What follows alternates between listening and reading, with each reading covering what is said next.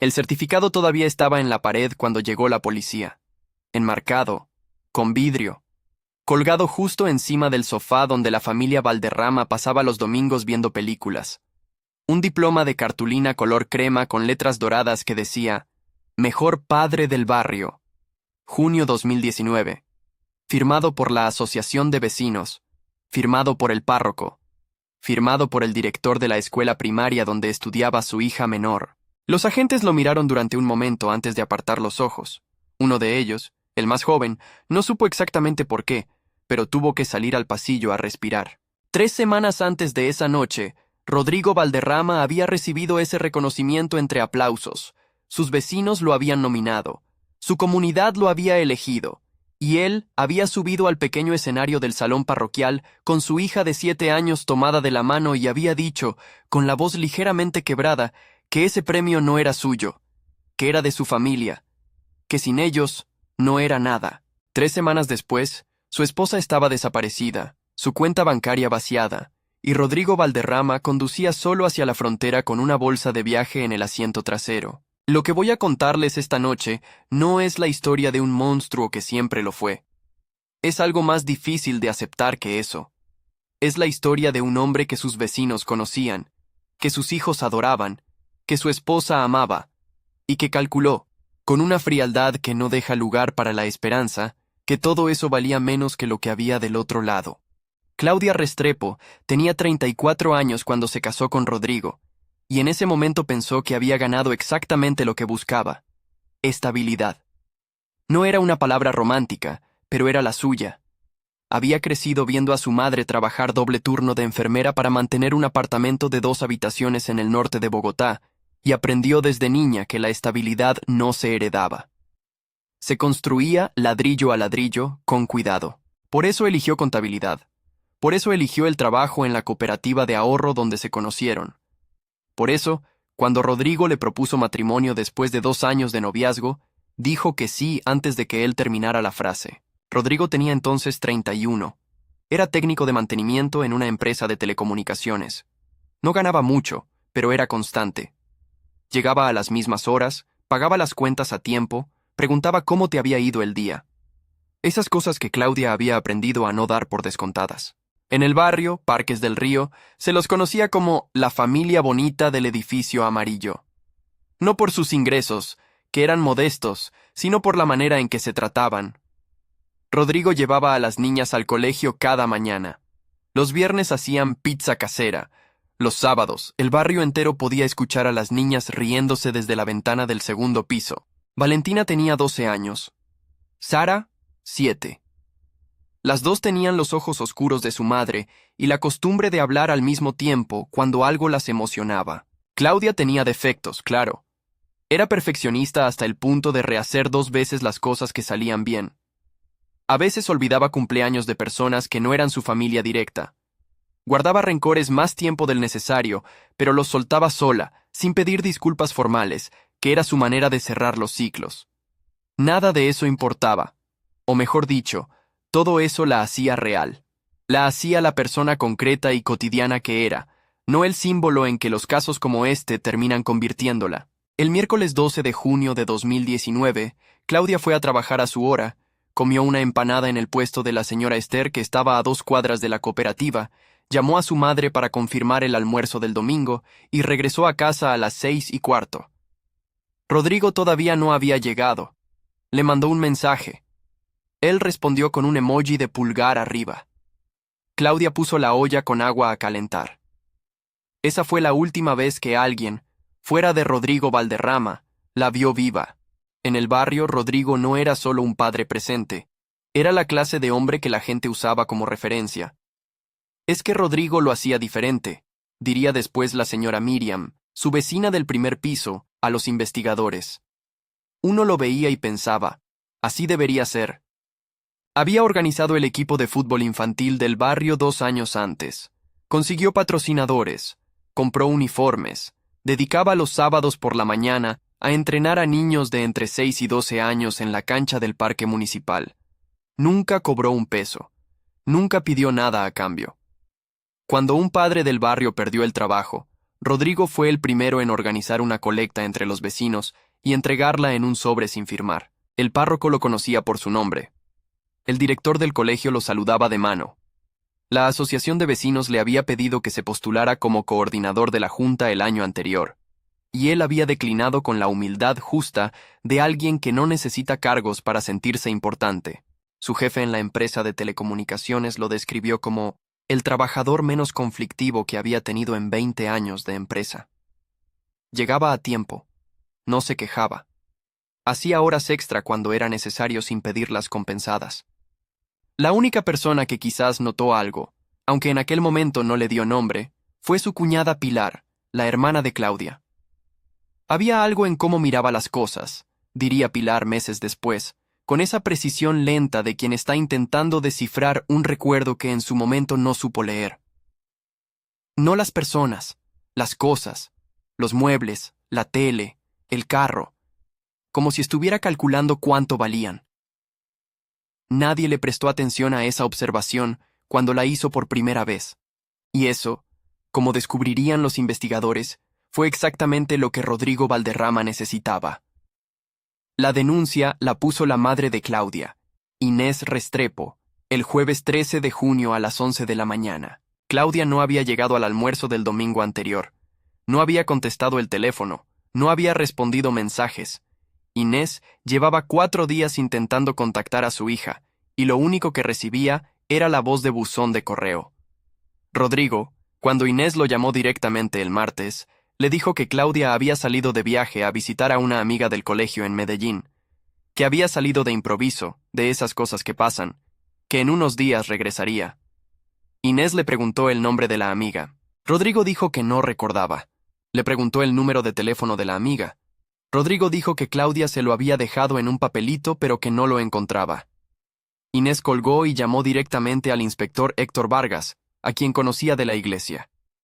No fue al CAI. No esperó el proceso normal. Llamó a alguien que la conocía y le dijo, con esa certeza que no necesita argumentos: a mi hija le pasó algo. La unidad de personas desaparecidas del municipio abrió el caso esa misma tarde. En las primeras horas, la hipótesis era una desaparición voluntaria. Claudia Restrepo no tenía antecedentes. No había señales de violencia en el apartamento, y el esposo colaboraba con aparente disposición. Les explicó que su matrimonio pasaba por un momento difícil, que habían tenido discusiones, que no les sorprendería que Claudia necesitara espacio. La investigadora Daniela Ospina, que llevaría el caso durante los siguientes 4 meses, tomó nota de esa respuesta y subrayó 2 palabras en su libreta. No le sorprendería. Cuando un esposo dice que no le sorprende que su mujer desaparezca sin avisar y sin llevarse a sus hijas, diría Ospina más tarde, algo no cuadra. Las madres no hacen eso. Eso es lo primero que pensé. Durante los primeros 5 días, la investigación siguió el camino equivocado. El inspector Vargas, siguiendo el protocolo estándar de desapariciones, centró los esfuerzos en encontrar a Claudia con vida. Llamadas a hospitales, revisión de cámaras de transporte público, contacto con amistades. Rodrigo continuó viviendo en el apartamento con las niñas, comportándose con una normalidad que los investigadores calificaron inicialmente como señal positiva. Llevaba a las niñas al colegio, respondía a las llamadas, cooperaba. Lo que nadie sabía todavía era que 3 semanas antes de la desaparición, Rodrigo había contratado un seguro de vida adicional sobre Claudia por valor de 80 millones de pesos. Tampoco sabían que 2 meses antes había abierto una cuenta bancaria en su propio nombre en una entidad diferente a la que usaban como familia y había empezado a transferir pequeñas sumas a esa cuenta de manera sistemática. Ni que había realizado 4 búsquedas en Internet desde su teléfono personal sobre tiempo de descomposición cuerpo en agua y cómo funciona declaración de muerte presunta en Colombia. Esa información no llegó a la investigación en los primeros días. Llegó después. Demasiado después casi. Porque el día 6, la inspectora Ospina recibió una llamada que desvió la investigación hacia un lugar completamente diferente. El hombre que llamó dijo llamarse Mauricio Delgado. Era taxista. Había visto la foto de Claudia en los carteles que la familia había pegado por el barrio y en un grupo de WhatsApp de la comunidad. Dijo que la noche del miércoles 12, alrededor de las 8 de la noche, Había recogido a una mujer que correspondía a esa descripción en la esquina, a 2 cuadras del edificio amarillo. La había llevado a la terminal de transporte. La mujer llevaba una maleta pequeña. Estaba nerviosa. No habló durante el trayecto. La inspectora Ospina lo entrevistó en persona 2 horas después. Mauricio Delgado era convincente. Tenía nombre, apellido, número de licencia, placa del vehículo. Recordaba detalles. Que la mujer olía a perfume de flores, que llevaba una chaqueta azul oscura, que pagó en efectivo y no esperó el cambio. Durante casi una semana, el equipo investigativo dedicó recursos considerables a rastrear los registros de la terminal de transporte, revisar cámaras, contactar empresas de buses intermunicipales. Buscaban a Claudia entre los pasajeros que habían salido hacia Medellín, Cali, Bucaramanga. No la encontraron, claro, porque nunca había estado allí. Lo que descubrieron, 3 días después, al revisar las cámaras del sector con más detalle, fue que ningún taxi se había detenido en esa esquina esa noche entre las 7 y las 9, y que el número de placa que Mauricio Delgado había dado correspondía a un vehículo que ese miércoles estaba siendo reparado en un taller en el sur de la ciudad y no había salido en todo el día. Mauricio Delgado había mentido. Cuando la inspectora Ospina fue a buscarlo de nuevo, ya no contestaba el teléfono. El número estaba desconectado. La dirección que había dado era un lote vacío. Durante 48 horas, Mauricio Delgado fue el principal sospechoso de la desaparición de Claudia Restrepo. Las niñas, los vecinos, la madre Inés. Todos tenían en mente la cara de ese hombre cuyo nombre resultaría ser falso. Todos estaban mirando en la dirección equivocada. Y Rodrigo Valderrama estaba en su apartamento, con el certificado de mejor padre del barrio en la pared, esperando. El giro llegó de donde nadie lo esperaba, de un error contable. Claudia trabajaba en la cooperativa de ahorro del barrio desde hacía 6 años. Su supervisora, Lorena Quintero, había notado algo extraño en los estados financieros de la cuenta familiar la semana anterior a la desaparición, pero no le había dado importancia en ese momento porque pensó que sería un error del sistema. Cuando supo que Claudia había desaparecido, fue directamente a la inspectora Ospina con los registros. En los 2 meses anteriores a la desaparición, la cuenta conjunta de los Valderrama había sido drenada sistemáticamente. Transferencias pequeñas, irregulares, que individualmente no llamaban la atención, pero que en conjunto sumaban 4.300.000 pesos, todas realizadas desde el celular de Rodrigo, todas hacia la cuenta que nadie en la familia sabía que existía. Lorena también entregó algo más. Un correo electrónico que Claudia le había enviado 3 semanas antes de desaparecer. No era dramático. No era una acusación. Era una pregunta profesional entre compañeras. ¿Cómo funciona lo del seguro de vida si el titular muere y no hay cuerpo? ¿Se puede cobrar igual? Lorena había respondido explicando el proceso. No le había preguntado por qué quería saberlo. Asumió que era curiosidad profesional. Pero la inspectora Ospina sí se lo preguntó. La respuesta era simple y aterradora. Claudia había encontrado los papeles del seguro que Rodrigo había contratado sin decirle. Y había empezado a hacer preguntas. No a la policía. No a su madre. A su compañera de trabajo.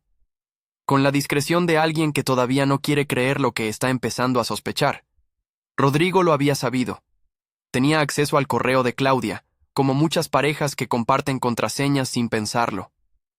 Había leído ese mensaje, y había acelerado sus planes. El caso cambió de naturaleza en ese momento. Dejó de ser una desaparición. Pasó a ser una investigación por homicidio. Antes de continuar con lo que los investigadores estaban a punto de descubrir, algo que cambiaría absolutamente todo lo que parecía saberse de Rodrigo Valderrama, si todavía no formas parte de esta comunidad, este es el momento de hacerlo. Pulsa suscribir.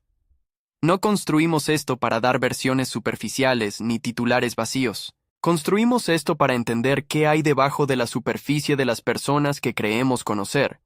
Si llegaste hasta aquí es porque tú también necesitas entender. Ya sabes dónde está el botón. Ahora seguimos. La nueva línea de investigación ordenó el análisis forense del apartamento de los Valderrama con un nivel de detalle que la primera inspección no había tenido. El equipo de criminalística trabajó durante 14 horas. No encontraron sangre visible. Rodrigo había limpiado bien. Demasiado bien en realidad, lo que en sí mismo era información. Hay cosas que la gente no limpia con esa minuciosidad a menos que tenga razones específicas para hacerlo. Pero encontraron dos cosas que él no había previsto. La primera fue una mancha microscópica en la junta del suelo de la cocina, en el espacio entre el frente del gabinete inferior y el piso. Un espacio de menos de 2 milímetros de ancho. El luminol reaccionó. La prueba de ADN tomó 4 días. El resultado confirmó que era sangre de Claudia Restrepo. La segunda fue más extraña y más reveladora a la vez. En el baúl del carro de Rodrigo, entre la llanta de repuesto y la herramienta, encontraron tierra. No era inusual, pero la composición de esa tierra era inusual para el sector urbano donde vivían los Valderrama. El análisis del Instituto Nacional de Medicina Legal identificó en esa tierra una concentración específica de minerales, restos orgánicos y un tipo de arcilla que no existía en ninguno de los 20 kilómetros cuadrados alrededor del barrio. Ese tipo de suelo existía, según los geólogos consultados, en una franja de terreno específica de las afueras del municipio de Guarne, en el oriente antioqueño. Una zona rural, con zonas de bosque secundario, con un río pequeño de caudal bajo que en los meses de verano dejaba al descubierto bancos de barro. Los investigadores tardaron 3 días en llegar allí. No era una sola zona, era una franja de varios kilómetros. Y durante uno de esos días, cuando ya estaban a punto de ampliar el perímetro de búsqueda hacia el norte, uno de los agentes del grupo de rastreo notó algo a 17 metros del camino forestal. La tierra estaba removida de manera irregular, con una diferencia de nivel de unos 20 centímetros respecto al suelo circundante. Las hojas sobre esa área eran más secas que las de alrededor, lo que indicaba que habían caído sobre tierra recién movida, tierra que no había tenido tiempo de asentarse. Encontraron a Claudia Restrepo a 63 centímetros de profundidad. Rodrigo Valderrama fue detenido 2 días después en un peaje de la vía que conecta con el departamento del César, a 400 kilómetros de Medellín. Llevaba la bolsa de viaje, el equivalente a 16 millones de pesos en efectivo, y 2 teléfonos, el suyo y uno prepago que nunca había sido registrado. En el teléfono prepago encontraron los mensajes. Llevaba 8 meses comunicándose con una mujer que vivía en Barranquilla, a quien había conocido en un foro de videojuegos en línea. No era simplemente una relación sentimental paralela, aunque eso habría sido suficientemente devastador. Era algo más elaborado y más frío. Era un plan. En los mensajes, que los investigadores leyeron durante horas, Rodrigo había construido con esa mujer, que no sabía que él estaba casado, que no sabía nada de lo que se estaba fraguando, una vida futura completa, apartamento, ciudad, trabajo, nombres de los restaurantes a los que irían, nombres de los lugares a los que viajarían. En ningún momento de esos 8 meses de mensajes aparecía el nombre de Claudia. Tampoco aparecían los nombres de Valentina ni de Sara. Las niñas nunca habían formado parte del plan del otro lado. Hay cosas que uno puede intentar entender aunque sean terribles. La desesperación, la cobardía, el miedo a perderlo todo. Pero hay una frialdad específica en planear la desaparición de la madre de tus hijas, mientras llevas a esas hijas al colegio cada mañana, mientras entrenas niños en la cancha los sábados, mientras subes a un escenario a recibir un diploma que dice que eres el mejor padre del barrio, que no tiene nombre que la razón pueda alcanzar, que no tiene nombre que sirva. El juicio duró 9 semanas. El fiscal presentó 43 evidencias. La defensa argumentó que las transferencias eran para saldar una deuda personal que Claudia conocía, que la tierra en el baúl podía tener explicación, que la mancha de sangre era de una herida doméstica anterior. El tribunal no necesitó demasiado tiempo. La condena fue de 42 años. La madre de Claudia, Inés Restrepo, estuvo presente cada día del juicio. No lloró en público, ni una vez. Tomaba notas en un cuaderno de cuadros pequeños, como si estuviera auditando los hechos, dándoles forma con su caligrafía apretada y constante, como si así pudiera mantener la realidad en su sitio. El último día, cuando el juez leyó la sentencia, Inés cerró el cuaderno, lo guardó en la cartera y miró al frente. Valentina y Sara viven ahora con ella. Valentina tiene 15 años. Sara, 10. Inés trabaja medio tiempo para poder recogerlas del colegio. El certificado de mejor padre del barrio fue retirado de la pared por la policía como parte de las evidencias del caso. Nadie ha pedido que lo devuelvan. Lo que me sigue perturbando, cada vez que pienso en este caso, no es la maldad de Rodrigo Valderrama. La maldad, cuando tiene cara visible, cuando es reconocible, cuando llega con señales de alarma, es manejable.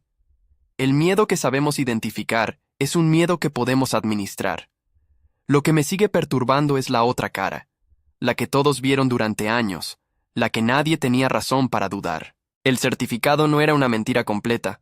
Rodrigo sí llevaba a sus hijas al colegio, sí organizaba el equipo de fútbol, sí ayudaba a los vecinos. Esas cosas eran reales, y convivían sin contradicción aparente con lo otro.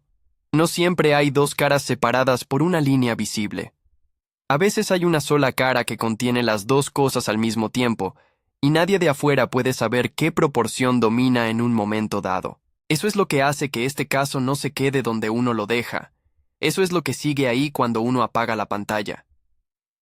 Quiero saber en qué momento tú lo supiste, no cuando la investigación lo confirmó. Tú, mientras escuchabas.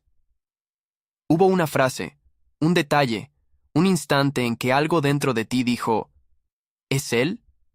Escríbeme abajo cuál fue ese momento.